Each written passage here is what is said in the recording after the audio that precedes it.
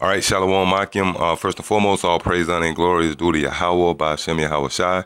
Double honors to the head apostles and elders of Great Millstone. I also want to say Shalom to all you brethren out there that's continuing to labor and to work and pushing out this gospel in all true faith and sincerity. Yeah, so I just want to get into another quick lesson dealing with the fact that we ought to be spiritually invested, all right? Because when you come into this knowledge, it's pretty much compared to a business. That's why when you read Luke, the second chapter, when Yahweh Shai, whom the world ignorantly called Jesus Christ, his parents was looking for him. And he told them straight up, look, I am to be about my Father's business. That's why we are commanded to go out on the highways and hedges and the marketplaces, because when we go out teaching and pushing out this word, we basically selling the word. And in order for you to buy the word, you must be spiritually invested, all right? And the only way you could be spiritually invested in something or to reap a benefit of anything, you got to actually invest in it. You can't expect to get any benefits or profit from anything unless you invest in it, all right? This is the book of Revelation, chapter 3 and verse 18. I counsel thee to buy of me gold tried in the fire, that thou mayest be rich. Yeah, obviously this is not talking about physical money. You actually going to the Lord and buying. This is talking about spiritual, all right? And a lot of guys can't buy into this. Why? Because they don't have any spiritual bank account. All right. Scripture tell you to store up your treasures in heaven. All right. And where a man's heart is his treasures also, which is dealing with this knowledge, man. You can't come into this truth and don't do no type of business. All right. You got to actually do business in order to gain any type of profits. All right. So, see, you can't keep dealing with the Lord unless you actually got spiritual money. It says, in white raiment that thou mayest be clothed, and that the shame of thy nakedness do not appear, and anoint thine eyes with eye salve, that thou mayest see. Right? And all these things you can't attain unless you actually have spiritual money. And the only way you're going to get that spiritual money is to actually put in time and sacrifice, all right? That's the trade-off. You can't just be slothful, you know, and expect to gain any type of spiritual interest, all right? Or spiritually be profited if you invest in your time, all right, into anything else besides these scriptures. You actually got to study and invest into this word to actually reap any type of profits. This is Second Corinthians chapter 9 and verse 6. But this I say, he which soweth sparingly shall reap also sparingly, and he that soweth bountifully shall reap also bountifully. Yeah, and that's self-explanatory, all right? If you sowing slothfully and you're not putting in time and effort into it, you're not putting, you know, you're not doing it with all your strength, then that's what you're gonna reap, man. Hey, what's the old saying in the world? You get in what you get out what you put in, man. All right. So if you actually being slothful and you're not really spiritually invested in this thing, then that's the same thing that you're gonna also reap. All right. Which that's not gonna be enough when Yahweh Shai return for his profit. All right. When you read the parable of the talents, the Lord actually came back. It tells you that the Lord came back and reckoned with his servants. That means he came back basically, you know, like a drug dealer, man.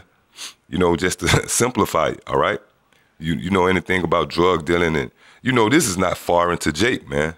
All right, when I say Jake, you so-called blacks, Negroes, Hispanics, all right, and natives, that concept is not foreign for anybody who might cringe, because that's in our so-called culture. These movies Paid in Full, New Jack City, all right? You all know the movie about the drug dealer. He come back, he front you to work. He come back, when he come back, he not coming back just to say, hey, he coming back to see his profit, man. All right? So if you sparingly doing this work and you're not putting in the work, you're gonna reap sparingly. You're not gonna get much back. All right? And when you don't get much back, then what happens, you don't really have enough at that point to suffice. All right? This is the book of Isaiah.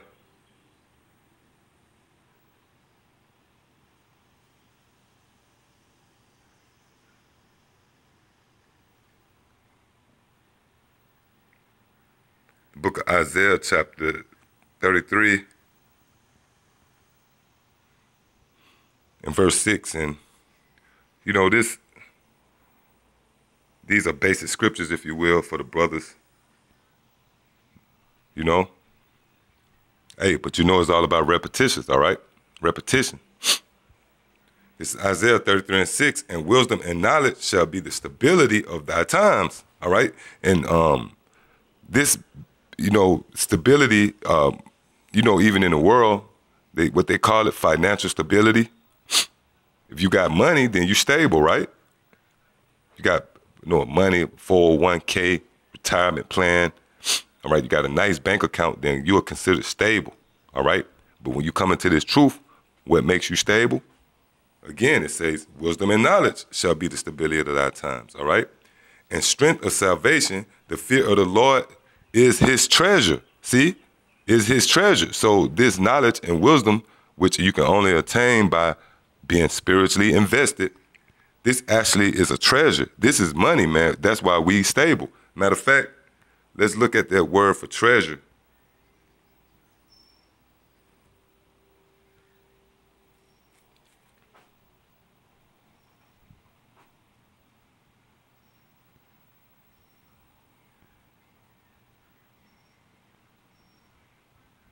Strong's H214. Otsar. All right. Oh, it says treasure, storehouse, which is a bank. When you go in the storehouse, that's the same or interchangeable with a bank. That's where you store up your money and your goods. All right. Hey, the next definition, treasure, gold, silver, etc. Right. So this knowledge and wisdom is indeed compared to money, man. Spiritually money. And the only way you can get it, you got to actually be spiritually invested. All right.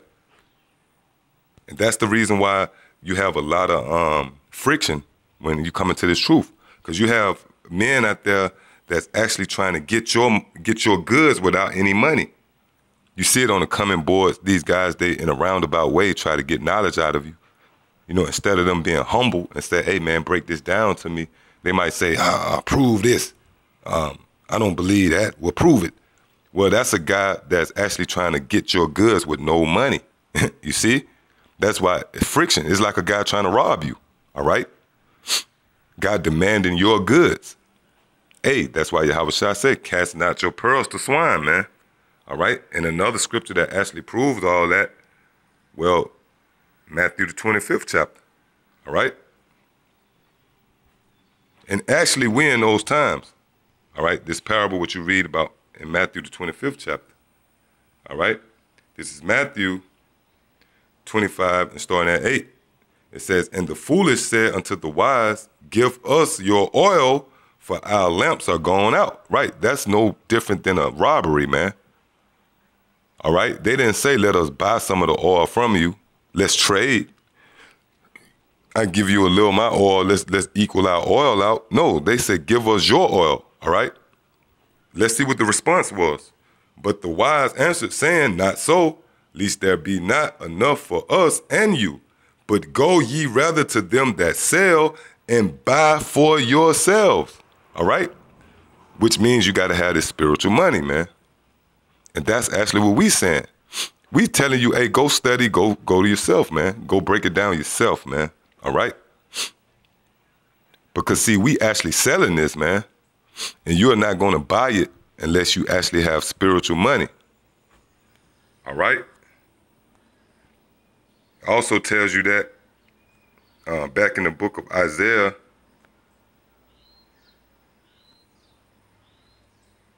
chapter 55, and starting at verse 1,